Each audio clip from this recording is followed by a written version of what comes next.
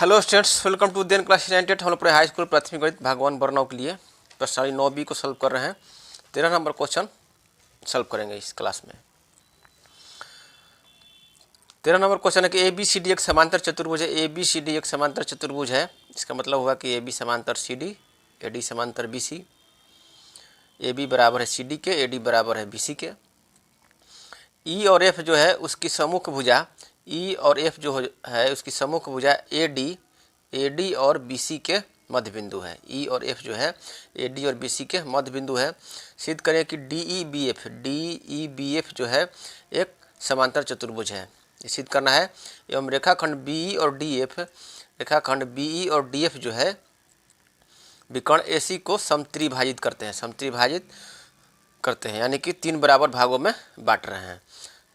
समद्विभाजित मतलब होता है कि 2 बराबर भागों में बांटना, और समत्रिभाजित मतलब हो गया कि 3 बराबर भागों में बांट रहे हैं। तो यही सिद्ध करना है हम लोग को। शुरू करते हैं।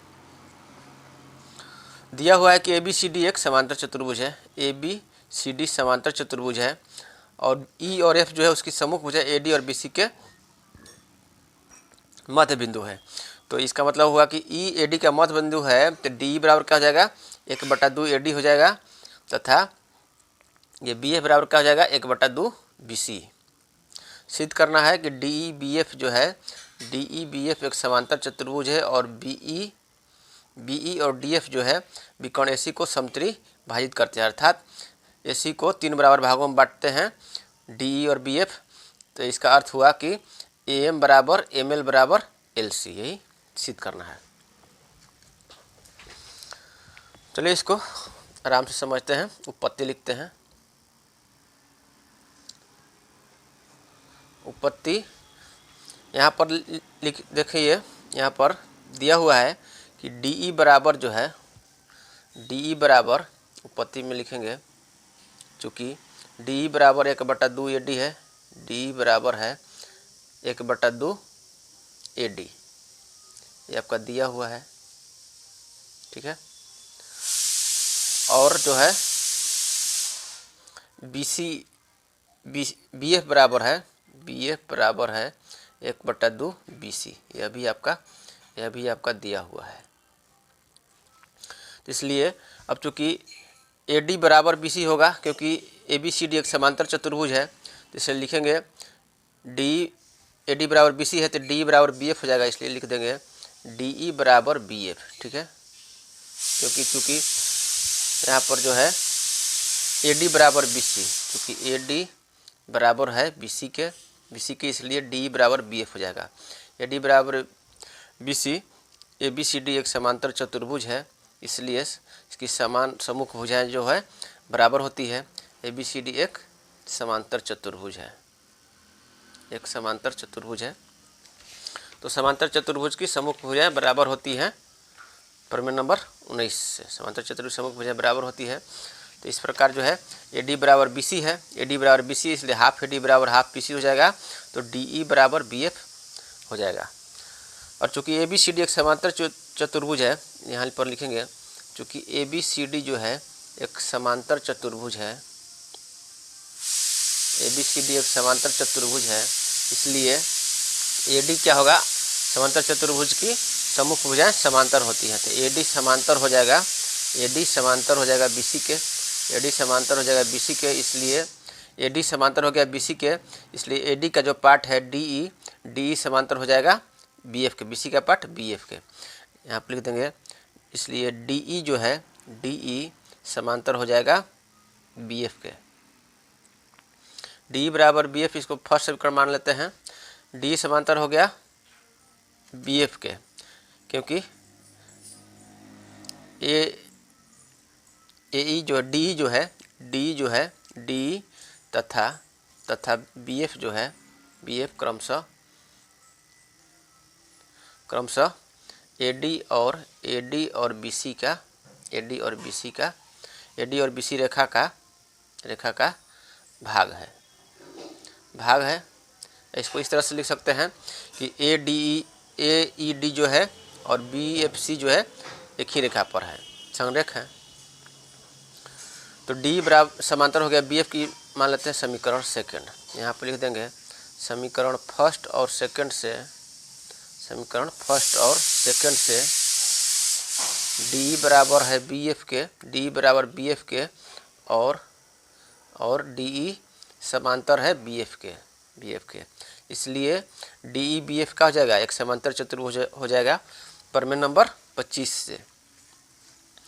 प्रमेय नंबर 25 में है कि एक चतुर्भुज समांतर चतुर्भुज होता है यदि इसकी सम्मुख भुजाओं का एक युग्म, सम्मुख भुजाओं का एक युग्म, सम्मुख भुजा कौन सा है, डी और बी एफ, डी और बी एफ सम्मुख भुजाओं का एक युग्म है, तो इसकी सम्मुख भुजाओं का युग्म परस्पर बराबर और समांतर है। तो यहाँ पर बराबर है और समांतर भी है, इसलिए डी ई बी एफ जो हो जाएगा, डी ई बी एफ एक समांतर चतुर्भुज होगा, इसलिए डी ए बी एफ एक समांतर चतुर्भुज होगा। एक हम लोग सिद्ध कर चुके कि डी ए बी एफ एक समांतर चतुर्भुज होगा। ठीक है, यहाँ पर प्रमेय नंबर 25 का उपयोग हुआ है। ठीक है, प्रमेय नंबर 25 से अब क्या सिद्ध करना है कि एक सिद्ध कर दिए कि डी बी एफ एक समांतर चतुर्भुज है। अब सिद्ध करना है कि और बीई और डीएफ जो है विकर्ण एसी को समत्रिभाजित करता है, अर्थात एम बराबर एम एल बराबर एल सी हमको सिद्ध करना है। तो अब लिखेंगे, अब लिखेंगे त्रिभुज जो है, त्रिभुज ए डी एल में, त्रिभुज लिखेंगे अब त्रिभुज ए डी एल में, त्रिभुज ए डी एल में ई जो है ए डी का मध्य बिंदु है, ई ए डी का मध्य बिंदु है, ई ए डी का मध्य बिंदु है, ई ए डी का मध्य बिंदु है, और ई एम जो है समांतर हो जाएगा डी एल के, ई एम समांतर हो जाएगा डी एल के, और ई एम समांतर हो जाएगा डी एल के। क्यों समांतर हो जाएगा, क्योंकि चूँकि ए बी सी डी एक समांतर, हम लोग सिद्ध कर दिए डी ई बी एफ समांतर चतुर्भुज है, तो इसलिए समांतर चतुर्भुज की सम्मुख भुजाएं क्या होगी, समांतर होंगी और बराबर होती हैं। तो इस तरह से आपका ये बीई जो है, बीई समांतर होगा डीएफ के, चूँकि यहाँ पर लिख देंगे बीई समांतर होगा डीएफ के, बी समांतर होगा डीएफ के, क्योंकि डी बी एफ एक समांतर चतुर्भुज है, बी समांतर होगा डीएफ के, इसलिए आपका ईएम समांतर हो जाएगा, क्योंकि बी का पार्ट है ईएम और डीएफ का पार्ट है डीएल, तो इसलिए आपका हो जाएगा ईएम समांतर हो जाएगा डीएल के, क्योंकि बी समांतर है डीएफ के, और यहाँ पर लिख देंगे और बीई और सॉरी ईएम और ईएम तथा डीएल जो है क्रमशः बीई और डीएफ के हिस्सा है, बीई और डीएफ का भाग है। ठीक है, बी और डीएफ का भाग है, तो ईएम समांतर हो जाएगा डीएल के, और बी समांतर क्यों डीएफ को होगा, क्योंकि डी बी एफ एक समांतर चतुर्भुज है, इसलिए बी समांतर होगा डीएफ के, तो उसका जो पार्ट है एक ही रेखा पर है, बी एम ई और डी एल एफ जो है एक ही रेखा पर है, इसलिए ईएम समांतर हो गया डीएल के, त्रिभुज ए डी एल में। अब त्रिभुज ए डी एल में देखिए ई ए डी का मध्य बिंदु होगा, त्रिभुज ए डी एल में देखिए, त्रिभुज ए डी एल में त्रिभुज ए डी एल में इसकी भुजा, एक भुजा ए डी का मध्य बिंदु ई है और ईएम समांतर है डीएल के, तो प्रमेय नंबर 27 का उपयोग करेंगे, मध्य बिंदु प्रमेय का विलोम का उपयोग करेंगे। ठीक है, यहाँ पर मध्य बिंदु प्रमेय का विलोम जो है प्रमेय नंबर 26 के, प्रमेय नंबर 26 का विलोम प्रमेय नंबर 27 कि त्रिभुज की एक भुजा के मध्य बिंदु से एक अन्य भुजा के समांतर खींची गई रेखा तीसरी भुजा को उसके मध्य बिंदु पर प्रतिच्छेद करता है। तो इस तरह से लिखेंगे, यहाँ पर देखिए त्रिभुज ए डी एल में ए डी भुजा के मध्य बिंदु ई से समांतर, ई से एक अन्य भुजा के समांतर यानी डीएल के समांतर खींची गई रेखा जो है तीसरी भुजा एल को मध्य बिंदु पर प्रतिच्छेद करेगा। तो इस प्रकार लिख देंगे। इसलिए लिख देंगे मध्य बिंदु प्रमेय के विलोम से, या प्रमेय नंबर 27 से मध्य बिंदु प्रमेय के विलोम से ही लिखना अच्छा रहेगा। मध्य बिंदु प्रमेय के विलोम से, मध्य बिंदु प्रमेय के विलोम से m जो है AL को समद्विभाजित करेगा। m जो है AL को समद्विभाजित करेगा, अर्थात AM बराबर ML हो जाएगा। विलोम से AM बराबर हो जाएगा ML AM बराबर हो जाएगा ML। इसको मान लेते हैं समीकरण थर्ड, समीकरण मान लेते हैं, समीकरण थर्ड मान लेते हैं। तो हम लोग एक पार्ट सिद्ध कर दिए कि AM बराबर ML। अब सिद्ध करना है कि AM बराबर ML बराबर LC को सिद्ध करना है कि दोनों के बराबर होगा। तो इसके लिए हम उपयोग करेंगे, लिखेंगे अब जो है, अब चूँकि BE समांतर है DF के, क्योंकि BE DF एक समांतर चतुर्भुज हम लोग सिद्ध कर चुके हैं। क्योंकि BE समांतर है DF के, BE समांतर है DF के, इसलिए BE समांतर है DF के, इसलिए कोण जो है AME, यह कोण AME और कोण DLM चाहे MLD जो है, ये दोनों क्या है, संगत कोण है। क्योंकि BE समांतर है DF के, तो इसलिए लिख देंगे ये संगत कोण है। इसलिए कोण AME यहाँ पर देख लीजिए, कोण AME बराबर होगा कोण MLD के, क्योंकि संगत कोण है, बराबर कोण हो जाएगा कोण MLD के। ये आपका क्यों बराबर हो जाएगा, क्योंकि यह संगत कोण है। AME बराबर हो गया कोण MLD के। और जो है, और लिखेंगे कोण MLD जो है, कोण MLD ये शीर्षाभिमुख कोण FLC के बराबर है, ये शीर्षाभिमुख कोण। और लिखेंगे कोण MLD जो है, MLD बराबर है कोण FLC के, कोण FLC के। यह क्यों बराबर है, तो ये आपका शीर्षाभिमुख कोण है, ये शीर्षाभिमुख कोण के कारण ये दोनों कोण बराबर हैं। ये आपका हो गया शीर्षाभिमुख कोण। अब देखिए कोण MLD, इसको मान लेते हैं 4 समीकरण मान लेते हैं, इसको मान लेते हैं 5 समीकरण। तो समीकरण 4 और 5 से कोण MLD दोनों में है। इस प्रकार कोण AME बराबर हो जाएगा कोण FLC के। तो इस प्रकार लिखेंगे समीकरण 4 और 5 से, समीकरण 4 और 5 से क्या हो गया, कोण AME जो है, कोण AME बराबर हो जाएगा कोण FLC के, बराबर कोण FLC की। इसको मान लेते हैं 6 समीकरण। ठीक है, यहाँ पर हो गया कोण MLD बराबर है कोण FLC के शीर्षाभिमुख कोण। इस प्रकार जो है कोण AME बराबर हम लोग सिद्ध कर दिए कोण FLC के, कोण FLC के बराबर हो गया। इसको मान लेते हैं 6 समीकरण। ठीक है,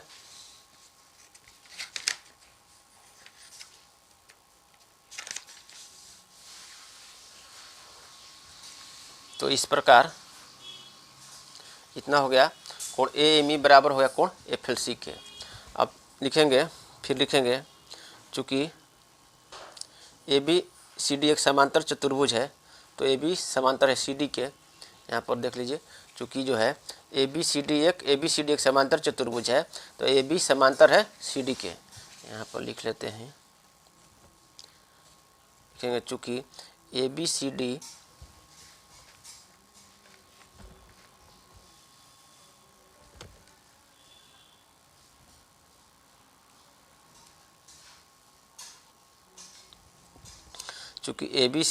एक समांतर चतुर्भुज है, ABCD एक समांतर चतुर्भुज है, समांतर चतुर्भुज, इसलिए AB समांतर होगा क्या, AB समांतर है CD के, AB समांतर होगा CD के, इसलिए आपका हो जाएगा AB समांतर है CD के, इसलिए एकांतर कोण जो होगा, एकांतर कोण AB समांतर है CD के, और AC एक तिर्यक रेखा प्रतिच्छेद कर रही है, और AB समांतर हो गया CD के, और तिर्यक रेखा AC जो है, तिर्यक रेखा विकर्ण जो है, तिर्यक रेखा AC दोनों भुजाओं को प्रतिच्छेद कर रही है, दोनों समांतर भुजाओं को दोनों समांतर भुजाओं को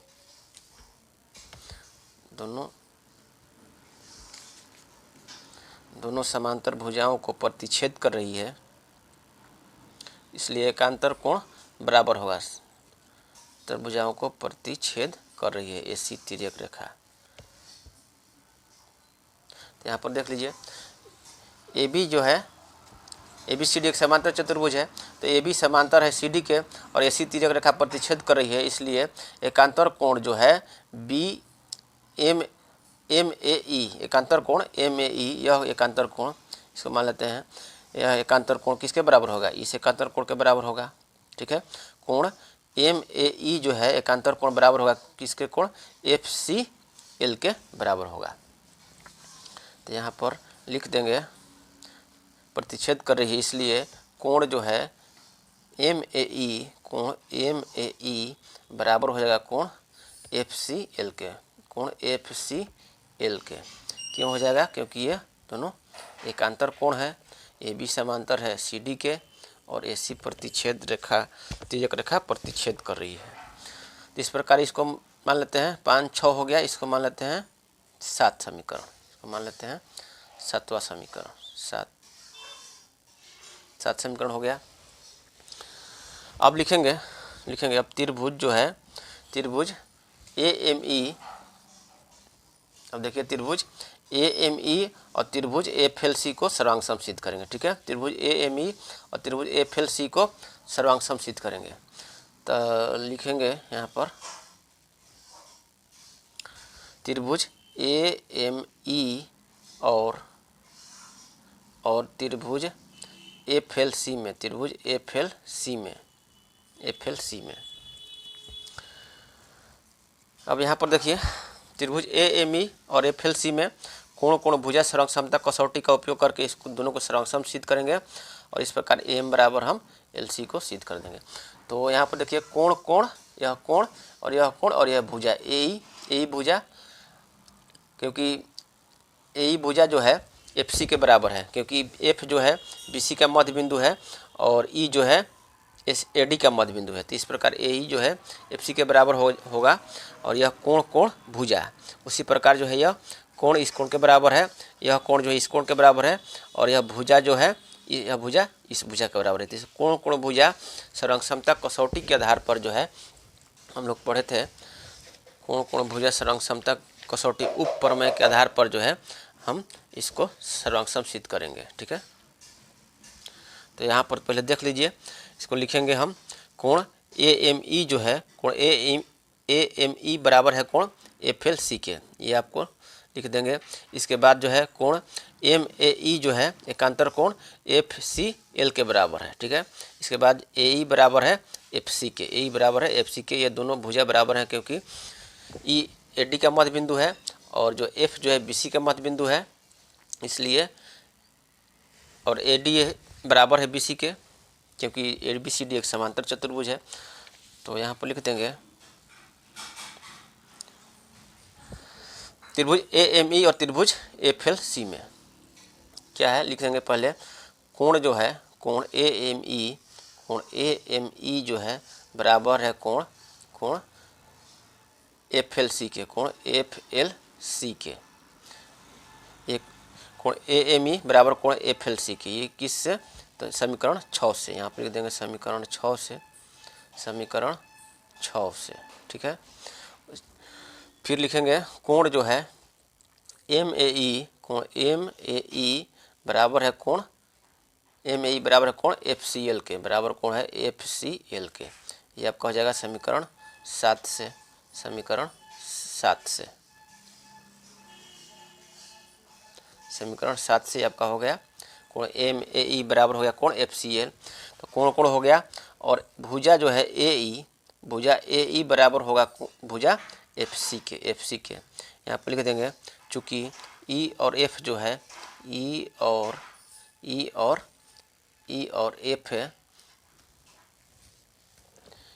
F जो है क्रमशः E और F क्रमशः AD और BC का मध्य बिंदु है, AD और BC के मध्य बिंदु हैं, मध्य बिंदु हैं, मध्य बिंदु हैं, और जो है AD बराबर है BC के, AD बराबर है BC के, क्योंकि ABCD एक समांतर चतुर्भुज है।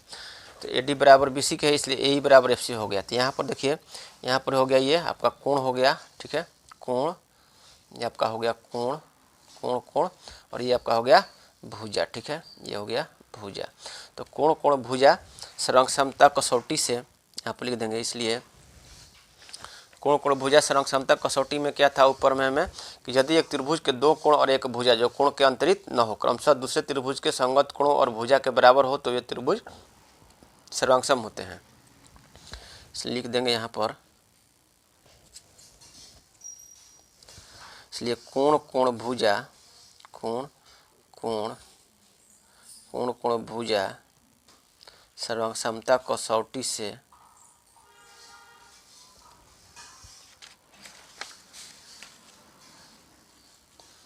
कोण कोण भुजा सर्वांग समता कसौटी से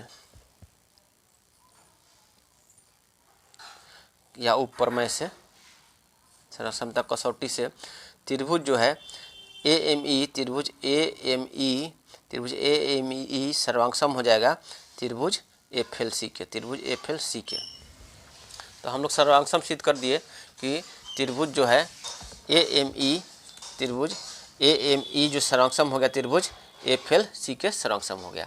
तो इस प्रकार जो है सर्वांग हो गया, तो इसलिए सर्वांग त्रिभुज के संगत भुजा और संगत कोण बराबर होते हैं, इसलिए AM बराबर क्या हो जाएगा LC, AM बराबर हो जाएगा LC, AM बराबर हो जाएगा LC। कसौटी से त्रिभुज AME बराबर सर्वांग हो गया त्रिभुज FLC के, तो यहाँ पर लिख देंगे, इसलिए AM बराबर हो गया, AM बराबर हो गया LC के। इसको मान लेते हैं समीकरण कितना हो गया है, 7 तक हो गया है, इसको मान लेते हैं 8 समीकरण। तो AM बराबर LC हो गया। और यहाँ पर हम लोग सिद्ध किए हैं, यहाँ पर हम लोग सिद्ध किए हैं कि AM बराबर ML समीकरण 3 से, AM बराबर ML जो है समीकरण 3 से हो गया, और AM बराबर LC हो जाएगा समीकरण 8 से, समीकरण 8 से। तो यहाँ पर लिख देंगे कि समीकरण 3 और 8 से, यहाँ पर आपको 3 दिखाई दे रहा है, समीकरण 3, समीकरण 3 और समीकरण आपका ये 8 से। यहाँ पर लिख देंगे समीकरण 3 और 8 से, समीकरण 3 और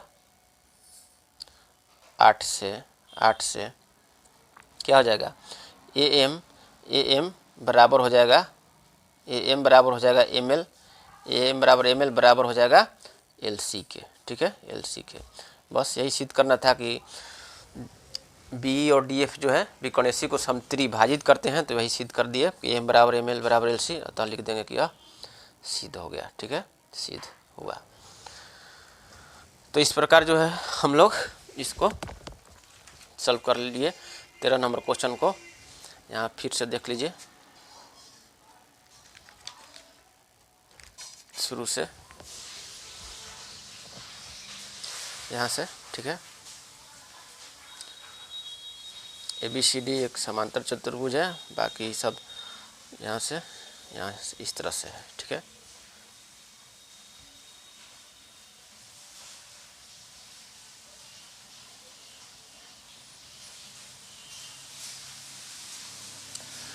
तो इस प्रकार हम लोग सिद्ध कर दिए कि AM बराबर ML बराबर LC। तो अगले क्लास में हम 14 नंबर क्वेश्चन को सॉल्व करेंगे। तब तक के लिए धन्यवाद।